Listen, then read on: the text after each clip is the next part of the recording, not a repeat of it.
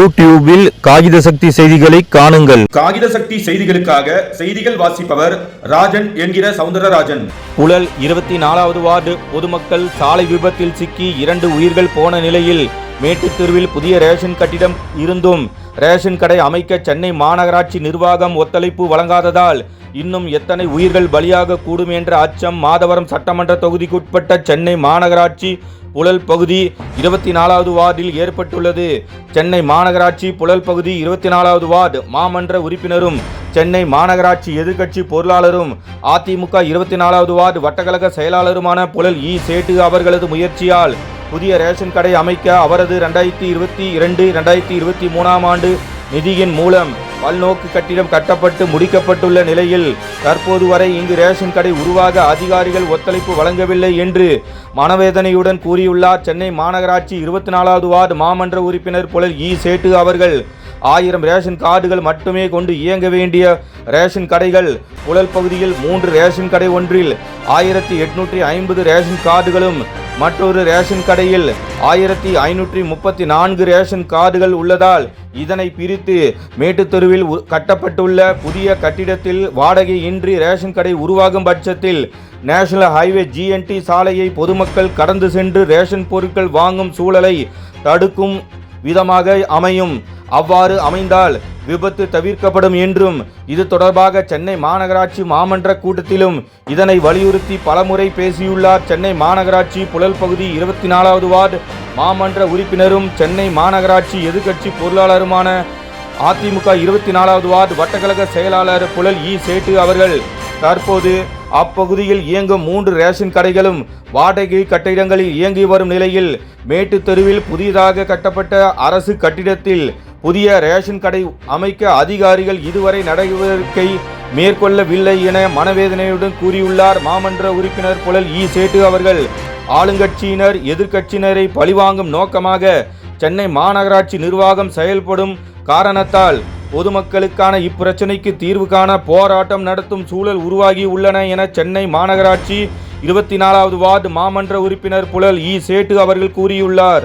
நான் சென்னை மாநகராட்சி 24வது ward councillor.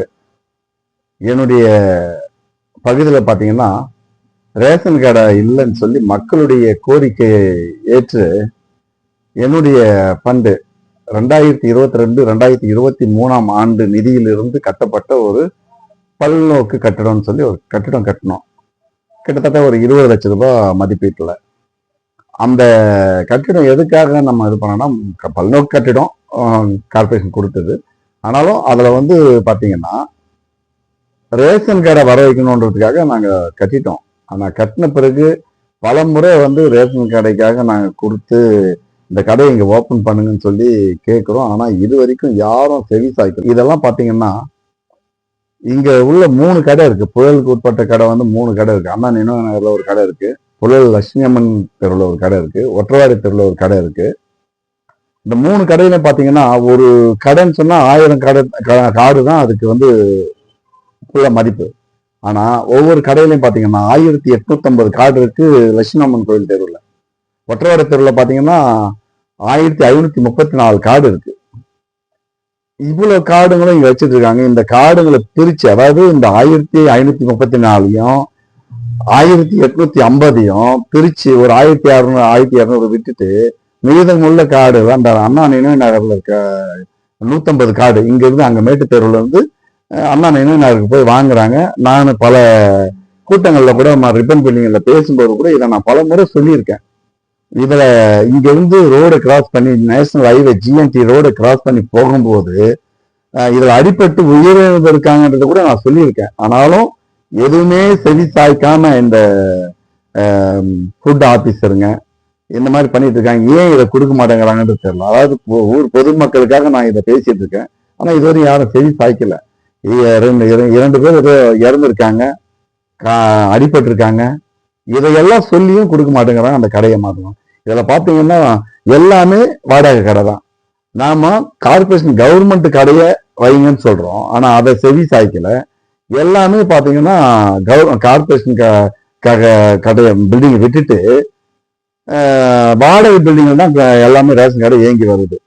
இதுல வாடகை பில்டிங்ல கடை இருக்கிறதுனால அவங்களுக்கு என்ன லாபம்ன்றது தெரியல. இந்த அதிகாரிகளுக்கு ஏதாவது லாபம் இருக்கான்னு தெரியல இந்த ஃபுட்ஸ் ஆபீசருங்களுக்கு.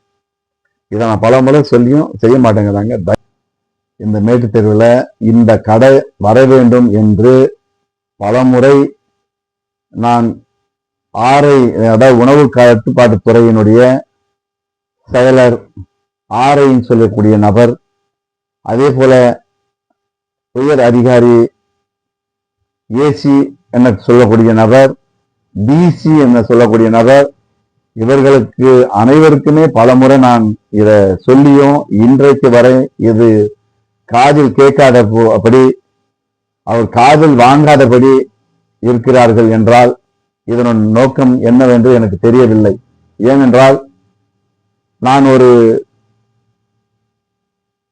மாற்றுக் கட்சி எதிர்கட்சி நபர் என்று சொல்லியா என்னவென்று எனக்கு தெரியவில்லை. நான் இதை பற்றி பலமுறை ஜோனல் மீட்டிங்ல இருந்தாலும் சரி, பலமுறை ரிப்பன் மாளிகையில இருந்தாலும் சரி, என்னுடைய கோரிக்கைகளை வலுவாக நான் வைத்துக் கொண்டே இருக்கிறேன்.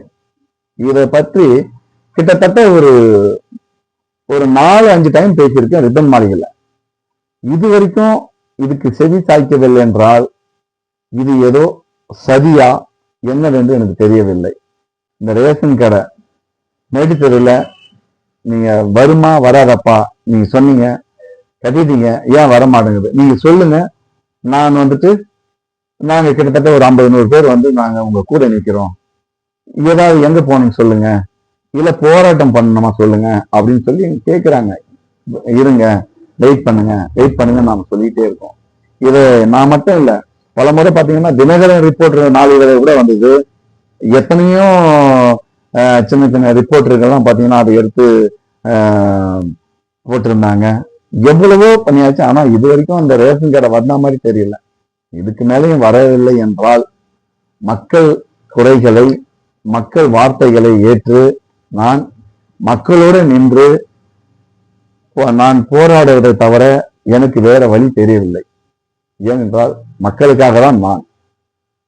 அதனால இந்த உணவு பாதுகாப்புத்துறை அமைப்புல சேர்ந்த அத்தனை அதிகாரிகளும் இதுக்கு செவி சாய்த்து தயவு கூர்ந்து இந்த கடையை திறப்பதற்கு நல்ல ஒரு முடிவு எடுப்பார்கள் என்று நம்புகிறேன். நன்றி, வணக்கம். நில விற்பனையில் நம்பிக்கையான நிறுவனம் GRS என்டர்பிரைசஸ், பெரிய பாயமாறு, வடமதுரை, எர்ணாகுப்பம் மெயின் ரோடு.